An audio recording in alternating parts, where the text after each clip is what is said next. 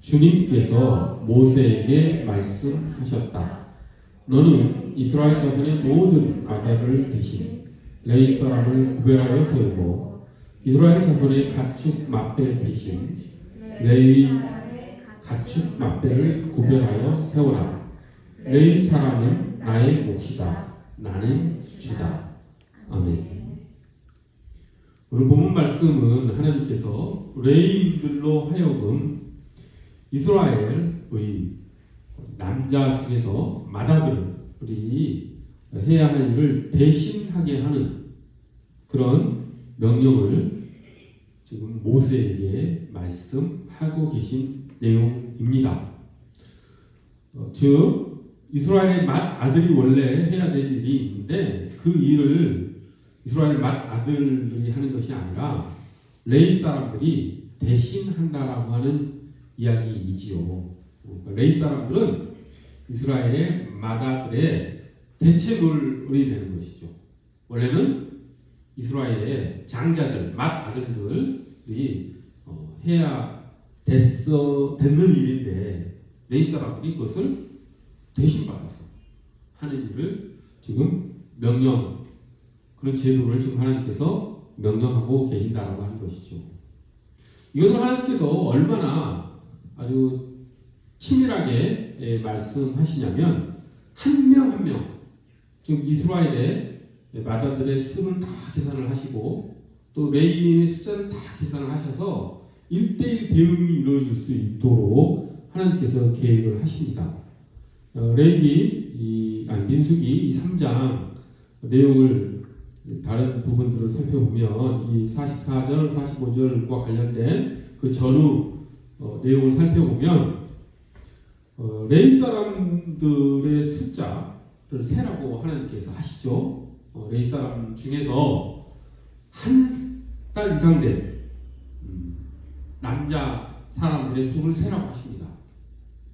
대체물로서 맏아들의 대체물로서 레위 사람의 숫자가 얼마인지를 조사하라고 하시죠. 그랬더니 22,000명이 조사됩니다. 그리고 또 하나님께서는 이스라엘의 맏아들의 숫자, 그 가문을 대표하는 맏아들의 숫자도 조사하라고 하시죠. 숫자를 세라고 하신 거예요. 그래서 수를 셌더니 몇 명이냐면 22,273명이죠. 그럼 1:1 대응이 이루어지나요? 안 이루어지죠. 레위 사람은 22,000명, 이스라엘의 맏아들의 숫자는 22,273명. 몇 명이 남습니까? 273명이 남죠. 이스라엘의 맏아들이 해야 될 일을 레위 사람들이 해야 되는데 지금 레위 사람들의 숫자가 부족한 거죠. 몇 명이 부족합니까? 273명이 부족하죠. 그래서 하나님께서는 이 이스라엘 맏아들 273명을 대신해 줄 레위 사람이 없는 셈이기 때문에 어떤 또 제도를 말씀을 하시냐면 이 273명은 자기들을 대신해 줄 레위 사람이 없기 때문에 너희들을 대신해 줄 레위 사람이 없으니까 너희들은 돈을 즉 속전이라고 하는 너희들을 대신해 줄 값을 모세에게 이렇게 바쳐라 이렇게 말씀을 하세요. 그러면 모세는 그 돈을 받아다가 그걸 가지고 이제 레위 사람들의 한 갈래인 아론과 아론의 아들들 제사장들에게 또 공급하는 그렇게 그 돈을 사용하죠. 그 돈을 뭐라고 그러냐면 속전이라고 합니다. 속전. 273명은 대신해줄 레위 사람들이 없기 때문에 그 273명은 돈으로 그걸 대신하는 것이죠. 그것이 속전이라고 합니다. 그래서 우리가 이 내용을 봤을 때 하나님께서 아주 철저하게 이스라엘 맏아들이 해야 될 일 하나하나를 레위 사람을 통해서 대신하게 하시는구나. 아주 철저하게 하나님께서 지금 말씀하고 계시는구나 라고 하는 것을 우리가 알 수가 있습니다. 자, 그런데 이 제도를 바라보는 우리 현대인들은 이 제도가 잘 이해가 안 되죠. 왜? 맏아들이 하면 되지. 그것을 왜 레위 사람들이 대신합니까? 이것이 아마 현대를 살아가는 대부분의 사람들은 아마 탐탁치 않을 것입니다. 왜냐하면 오늘날 사회는 개인주의가 발달한 사회이기 때문에 자신이 해야 될 일을 자신이 하면 되지 왜 내 일을 다른 사람에게 맡기느냐라고 하는 그런 생각이 아마 바탕에 깔려있기 때문이겠지요. 그런데 하나님께서는 그렇게 하지 않으시고 맏아들이 해야 될 일인데 그 맏아들에게 일을 시키지 않으시고 레위 사람들을 대신하게 하신 그런 제도를 지금 만드셨죠. 이것은 그 이후에도 계속 이어집니다. 그래서 이스라엘 역사 내내 예수님이 오시는 그 시대까지 이 레위인 제도는 계속해서 이어지죠. 물론 성막이 사라지고 성전이 건축되었기 때문에 이제 아주 구체적인 레위인들이 해야 될 일은 조금 변화가 있었지만 어쨌든 레위인들이 하나님을 섬기는 제사 행위를 비롯한 그 주변인들 또 하나님의 말씀을 가르치는 일들 이런 일들은 레위인들이 해야 되는 일인 것으로 계속 계승이 되었죠. 그러니까 현대인들이 바라봤을 때는 이거 뭐냐 자신의 개성과 자신의 적성과 자신의 능력을 고려하지 않고 그냥 어느 가문에 태어났다라고 하는 이유만으로 그 일을 계속 계승한다는 것도 틈탁치 않을 뿐더러 이 제도가 시작된 그 출발점이 다른 사람들이 해야 될 일을 레위 사람들이 대신하는 걸로 시작되었다라고 하는 것을 현대인들은 잘 이해가 안 되는 것이죠. 그렇죠? 우리 개인주의 사고를 바탕으로 생각해 봤을 때는 맏아들이 해야 될 일은 맏아들이 하면 되는 것 아니겠습니까? 근데 왜 레위 사람들이 대신 해야 되느냐라고 하는 그런 생각을 당연히 가질 수가 있지요. 그러면 이 시간 우리 하나님께서 굳이 이스라엘에게 지금으로부터 3,500년 전에 이런 레위인 제도를 만드신 이유가 무엇일까라고 하는 우리의 생각과는 좀 잘 맞지 않는 그런 제도인 것 같은데 하나님께서 특별히 이런 제도를 제정하신 이유가 무엇인가를 우리가 좀 생각해보는 그런 시간이 이번 시간이 되었으면 좋겠습니다. 왜 그러셨을까?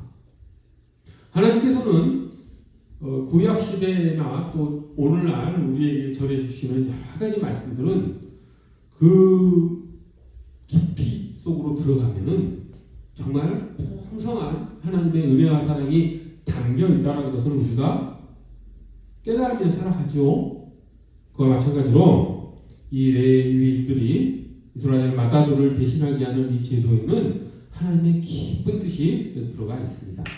오늘 그 하나님의 깊은 뜻을 우리가 이렇게 깊이 우리 마음속에 새겨넣는 그럼으로써 하나님의 뜻이 우리의 삶 가운데 나타나지는 그런 시간이 되기를 간절히 소원합니다. 자, 이스라엘의 이 레위인 제도는 한마디로 얘기하면 대리인 제도죠. 대리의 원리가 지금 이 레위인이 이스라엘 맏아들의 할 일을 대신한다라고 하는 원리가 지금 이 제도에 들어가 있죠. 이것을 한마디로 대리의 원리라고 하겠습니다. 하나님께서는 이 레위인들이 이스라엘 맏아들의 일을 대신하게 하는 이 제도를 통해서 대리의 원리를 이스라엘에게 알려주시고자 했던 것이고 또 오늘을 사는 우리들에게도 알려주시고자 하셨다라고 하는 것을 우리가 깊이 깨달았으면 좋겠습니다. 이 대리의 원리가 단순히 3,500년 전에 하나님께서 어떤 특정 민족에게만 제정해 주신 그런 제도만이 아니다. 이 제도 안에는 깊은 하나님의 뜻이 들어가 있다라고 하는 것이죠. 그것을 무엇을 보면 알 수 있냐면 이 대리의 원리는 3,500년 전 이스라엘에서만 이루어진 그런 특별한 그런 원리와 법칙이 아니라 지금 현재 그리고 온 인류 역사를 통틀어서 인간 세계뿐만 아니라 자연 세계를 넘어선 우주의 원리에까지 퍼져 있는 자연 법칙이라고 하는 것이죠. 이 대리의 원리는 3,500년 전 한 사막 민족, 이스라엘이라고 하는 사막에 사는 유목민족, 처음에 유목상을 했었죠. 이 민족에게만 특별한 제도가 아니라 온 세상에, 온 우주에 퍼져 있는 그런 원리라고 하는 것이죠. 그건 조금만 생각해 보면 이 대류의 원리가 온 우주에, 온 세상에, 온 자연에 퍼져 있다는 것을 우리가 쉽게 알 수가 있죠.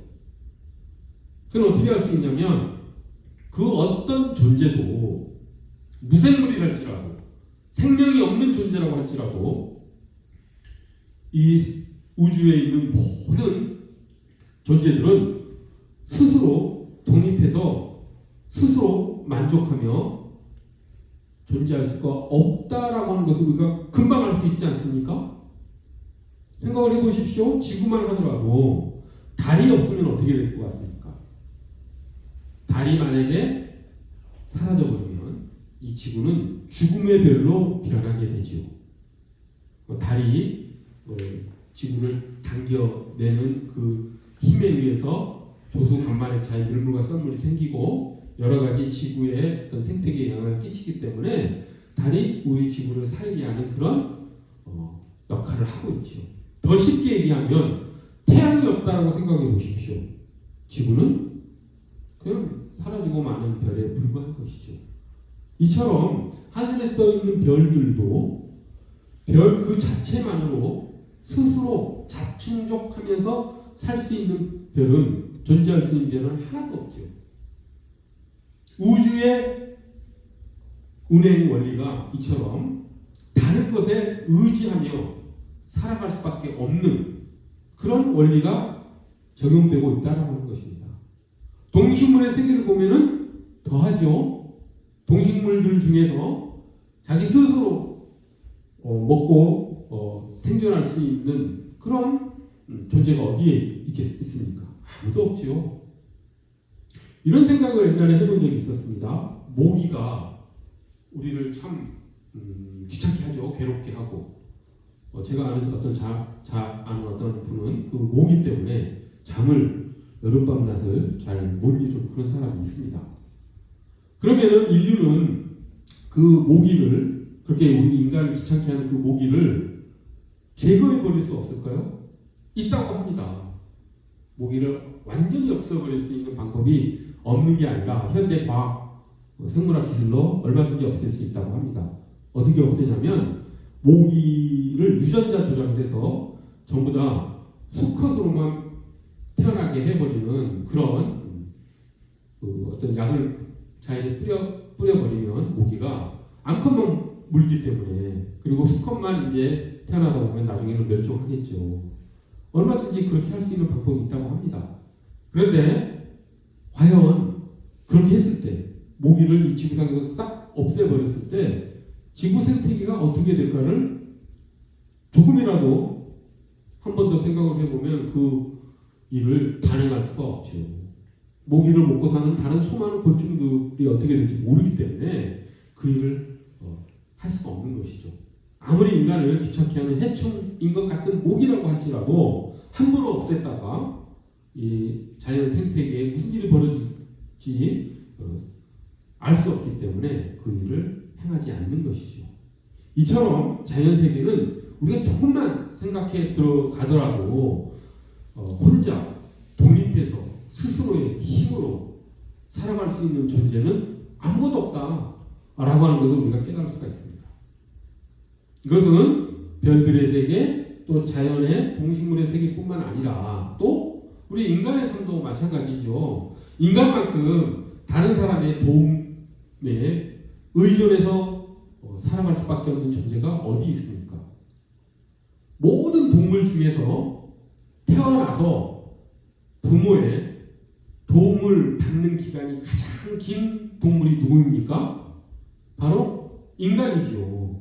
다른 동물들은 어떤 사슴이라든지 얼룩말이라든지 이런 새끼들은 태어나자마자 조금 비틀비틀 거리다가 한두 시간 있으면 뛰어다니죠. 하루만 지나도 아주 잘 뛰어다닙니다. 그런데 인간은 어떻습니까? 1년 걸리죠.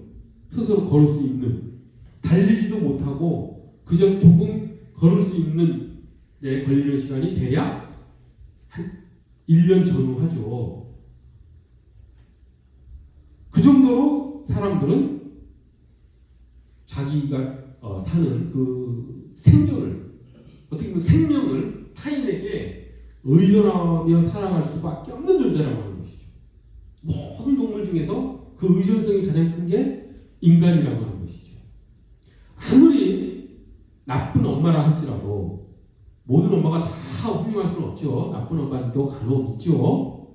근데 아무리 그런데 나쁜 엄마라 할지라도 내가 지금 현재 이 시간 여기에 살고 있다라고 하는 것은 엄마의 도움이 없으면 불가능하죠.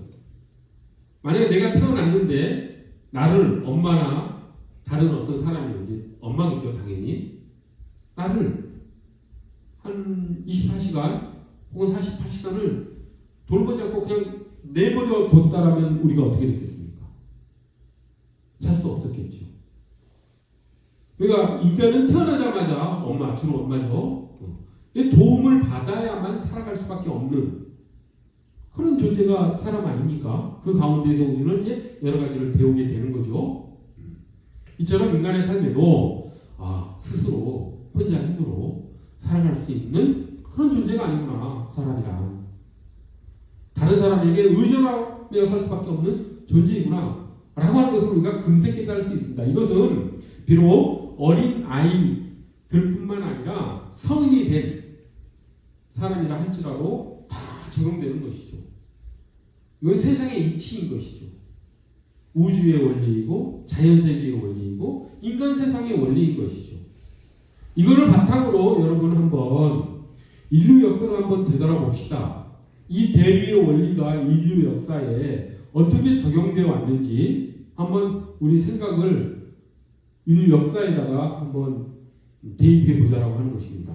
인류 역사는 이 대리의 원리를 잘 활용해 오는 측면도 있었지만 이 대리의 원리를 악용해서 그것을 잘못 세상에 적용해서 아주 커다란 비극적인 역사를 가져오기도 했었죠.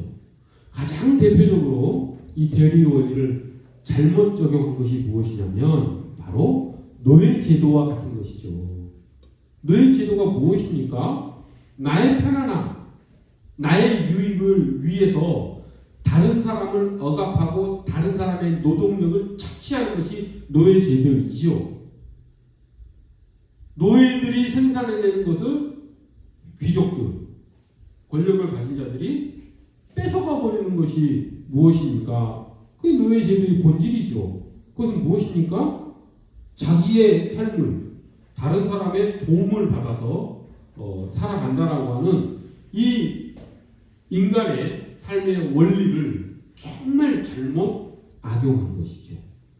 그 제도가 최악의 상태가 된 것이 그처럼 노예제도인 것입니다. 노예제도의 그 세부적인 사항을 우리가 살펴보면 정말 눈뜨고는 볼 수 없는 너무 비극적인 일들이 너무 많죠. 흑인 노예들의 삶이라든지 우리나라의 역사에 있어서 신분사회에서 천민들이 겪어야 했던 어떤 비극들 이런 것들을 바라봤을 때 하나님께서 제정하신 이 대리의 원리가 인간 제도에 얼마나 추악하게 나타나는지를 우리가 알 수가 있습니다. 하지만 항상 모든 일에는 이처럼 어두운 측면이 있다라고 한다면 또 밝은 측면도 있겠지요. 이 대리의 제도를 잘 하나님께서 만드신 이 대리의 제도를 우리가 우리 삶 가운데 잘 적용을 하면 그것은 아름다운 모습으로 또 나타나겠지요. 그것이 무엇입니까? 바로 내가 스스로 살아갈 수 없는 존재라는 것을 깊이 깨닫고 내가 이렇게 살아가는 것이 다 다른 사람들의 어떤 섬김에 의해서이다라는 것을 인정을 하고 그에 감사하며 내가 그렇게 살아가는 것을 감사하는 삶을 살기 때문에 나는 다른 사람을 어떻게 해야 되겠습니까? 친절하게 대해야 되겠죠. 그러니까 이 대리 제도가 적용되는 인류 사회를 살아가는 인간의 반응은 긍정적인 반응과 부정적인 반응 두 가지로 나타날 수 있죠. 그 대리 제도를 악용해서 타인을 착취하고 타인을 억압하고 자신의 이익을 위해서 타인을 이용하는 그런 대리의 원리를 자기의 삶에 적용하는 그런 사람들이 있는가 하면은 그런 역사가 있었던가 하면은 또는 반대로 그럴 수밖에 없는 인간의 어떤 실존적 모습을 깊이 깨닫고 감사와 친절과 사랑의 삶을 살아가고자 하는 사람들, 이렇게 두 가지로 크게 나눠볼 수 있을 것입니다. 자, 이처럼 하나님께서 대리제도, 레위인들을 이스라엘의 마다들의 역할을 대신하게 하는 이 대리제도를 제정하신 이유는 단순히 3,500년 전에 한 부족, 한 민족에게 정해주신 특별한 제도가 아니라 그 제도를 통해서 하나님께서는 온 우주에 스며들어가 있는 그 대리의 원리에 대해서 하나님께서는 우리에게 알려주시고 싶으셨던 것이죠. 그것은 결코 한 민족만의 특정한 제도와 법칙이 아니라 온 세상 가운데, 온 우주 가운데, 모든 자연 세계 가운데, 온 인류의 역사 가운데 새겨져 있는 하나님의 뜻이 담겨 있는 그런 원리라고 하는 것이죠. 이렇게 우리가 본문에서 본 이 제도에 하나님의 깊은 뜻이 이처럼 새겨져 있다는 것을 우리가 잘 깨달았으면 좋겠습니다. 그리고 그 원리를 우리의 삶 가운데 우리가 적용하면서 이렇게 살아가기를 원합니다. 자, 그런데 여기서 우리가 이 대리의 원리를 계속해서 이야기를 했을 때 우리는 그리스도인이기 때문에 이 대리의 원리를 계속 들으면서 딱 떠오르는 생각이 있지 않습니까? 그리스도인이라면 당연히 생각나는 것이 있죠. 대리 원리를 계속 이야기할 때마다 우리의 머릿속에 무엇이 생각납니까? 우리를 대리하신 가장 근원적인 그 대리의 원리는 무엇입니까? 당연히 예수 그리스도의 십자가의 대속의 은혜와 사랑이라고 하는 것이죠. 이 레위인이 이스라엘 마다들을 대신한다라고 하는 대리의 원리는 그 근원이 가장 깊은 그런 원리의 시작은 예수님의 십자가의 대속의 원리라고 하는 것이죠. 이렇게 생각하면 안 됩니다. 어떻게 생각하면 안 되냐면 이 레위인 대리 제도는 3,500년 전 일이고 예수 그리스도의 대속, 예수 그리스도께서 우리를 대신해서 주신 그 대속의 은혜는 2000년 전 일 아니냐. 레위인 대리 제도가 1500년이나 더 오래된 일인데 왜 예수 그리스도의 대속의 은혜가 더 근원적인 일이냐 이렇게 생각하면 안 되죠. 하나님의 일은 시간 차원을 초월하는 것입니다. 하나님은 영원한 존재이시죠. 예수님께서 2000년 전에 이 땅에 오신 것은 영원을 사시는 하나님께서 시간 속으로 이렇게 돌입해 들어오신 것이죠. 하나님은 결코 시간에 제한을 받는 분이 아니십니다. 그런 차원에서 영원이라는 개념으로 우리가 이 십자가의 은혜를 생각을 해보면 십자가의 은혜가 더 우선적이고 더 근원적인 것이고 그를 통해서 레인 제도도 나온 것이고 그를 통해서 우주의 대리 원리라든지 자연세계의 대리 원리들이 퍼져나온 것이라고 생각하는 것이 올바른 사고방식입니다. 다시 말해서 대리의 원리는 예수 그리스도의 십자가 대속의 은혜에서 흘러나온 원리라고 하는 것이죠. 그러니까 하나님께서 이스라엘에게 레위인 대리 제도를 만드신 이유는 우리가 예수 그리스도의 그 사랑으로 살아갈 수밖에 없는 존재다라고 하는 것을 하나님께서 알려주시기 위한 그런 제도의 일환이라고 하는 것을 우리가 꼭 깨달았으면 좋겠습니다. 이런 생각이 듭니다. 더 근원적으로 생각해보면 그러면 우리가 왜 이런 대리의 원리에 의해서 살아가는 존재로 하나님께서 만드셨을까? 달리 얘기하면 왜 십자가의 대속의 은혜로 살게 하셨을까? 그냥 스스로의 힘으로, 자기 능력으로, 자기 개성에 맞게, 자기 적성에 맞게 그냥 잘 살아가게 하면 되지 않고 왜 이렇게 남의 도움을 받는 존재로 우리를 만드셨을까? 왜 대리의 원리가 이 온 우주에 퍼져가게 하셨을까라고 하는 그런 생각도 해볼 수 있죠. 왜 그러셨을까요? 왜 자충족하는 우주의 원리를 만들지 아니하시고 스스로의 힘으로 개척해 나가는 그런 원리를 이 세상에 만들지 아니하시고 서로가 서로를 의지하고 의존하며 협력하며 살 수밖에 없는 대리의 원리가 지배하는 세상으로 하나님께서 왜 만드셨습니까? 왜 만드셨을까요? 그것은 서로 의존할 수밖에 없는 이 우주의 원리, 세상의 원리를 제정하심으로써 우리가 서로 사랑하는 존재로서 우리를 빚어내기 위해서 그 대리 원리를 이 세상에 심으셨다라고 하는 것이죠. 이 대리 원리는 우주의 법칙입니다. 인류가 살아가는 방법입니다. 이 방법을 벗어나서 살 수 있는 존재는 아무도 없습니다. 그렇다면 이 대리의 원리가 널리 퍼져 있는 이 세상에서 우리가 살아갈 수 있는 유일한 방법이 무엇이겠습니까? 노예제도처럼 다른 사람을 억압하고 착취하는 방법이겠습니까? 아니죠. 우리가 이 대리 원리가 쫙 퍼져 있는 이 세상 가운데 행복하게 살아갈 수 있는 유일한 방법은 서로 의지하고 의존하고 서로 친절하게 대하고 서로 의존하면서 협력하면서 사는 것이 이 대리 원리가 퍼져 있는 이 세상에서 우리가 올바르게 살아가는 방법이겠지요. 그것을 한마디로 얘기하면 사랑으로 살아가는 것이라고 하는 것입니다.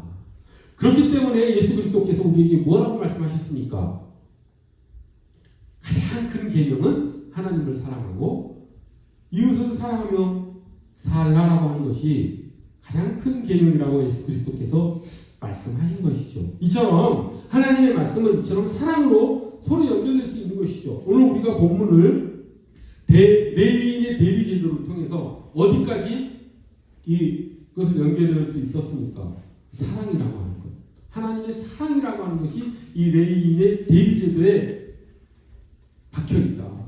라고 하는 것을 우리가 깨달을 수 있지 않습니까? 이처럼 하나님께서는 우리 세상에, 우리가 사는 이 세상에, 우리의 삶 속에, 우리의 존재 깊은 곳에 이 사랑의 이 유전자가, 이 사랑의 우리의 어떤 성품이, 인격이 우리를 살게 하는 가장 근원적인 것이다 라고 하는 것을 하나님께서 우리에게 알려주고 싶으신 것이죠. 그런 하나님의 뜻과 마음을 우리가 깊이 깨닫고 그 하나님의 뜻에 따라 하나님을 사랑하고 이웃을 사랑하며 살아가는 우리 모두가 되기를 간절히 소원합니다. 기도하겠습니다. 거룩하고 자비로우신 하나님 아버지, 하나님께서는 레위인의 대리 제도를 통해서 우리가 어떻게 세상을 살아갈지에 대해서 우리에게 말씀해 주셨습니다. 그 레위인의 대리 제도가 예수 그리스도의 십자가 은혜라고 하는 것을 알려주는 지표가 되는 것임을 저희가 또한 깨닫게 되었사오니 하나님, 저희가 그 예수 그리스도의 그 사랑에 감사하며 그의 올바로 반응하며 살아가는 우리가 될 수 있도록, 우리가 하나님을 사랑하며 이웃을 사랑하며 살아가는 그런 진정한 하나님의 자녀로서의 삶을 살아가는 우리가 모두가 될 수 있도록 하나님 저희를 이끌어 주시옵소서. 감사드리오며 귀하신 예수 그리스도의 이름 받들어 기도드립니다.